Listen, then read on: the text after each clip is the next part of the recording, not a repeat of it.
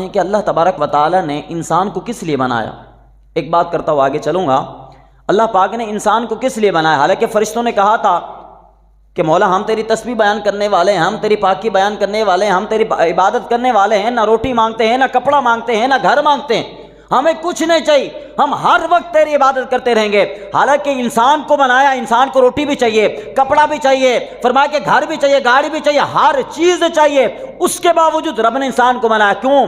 یہاں پر شعر کے اندر جواب دیتے ہوئے ایک شعر لکھتے ہیں، فرماتے درد دل کے واسطے اللہ نے پیدا کیا انسان کو، وگرنہ عبادت کے لیے کچھ کم نہ تھی کروبیاں۔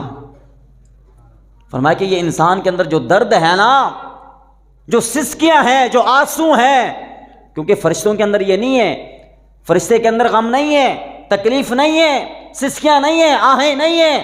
فرمایا کہ جب انسان پریشان ہوتا ہے، دنیا والے ستاتے ہیں، گھر والے ستاتے ہیں، اگر اولاد ستاتی ہے، کوئی بھی ایسا ہے، فرمایا کہ جب دنیا والے سائڈ پہ ہو جاتے ہیں، جب اس کو کوئی بھی نہیں دکھ رہا ہوتا، فرمایا کہ رب کی بارگاہ میں آ کر روتا ہے، گڑ گڑا کر دعائیں کرتا ہے۔ فرمایا کہ یہ ہے وہ جس کے لیے اللہ پاک نے انسان کو بنایا ہے۔ فرمایا درد دل کے واسطے اللہ نے پیدا کیا انسان کو، وگرنہ عبادت کے لیے کچھ کم نہ تھی کروبیاں۔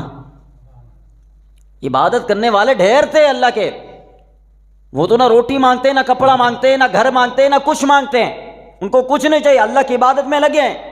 انسان کو سب کچھ چاہیے، لیکن کس لیے اللہ نے انسان کو بنایا؟ صرف کیا ہے انسان کا؟ وہ فرمائے کہ جو آ کر تڑپنا ہے، رونا ہے رب کی بارگاہ میں، آنسو نکلنا ہے، سسکیاں بھر جانا ہے، فرمایا کہ یہ ہے فقط، یہ رب کو ادا بڑی پسند۔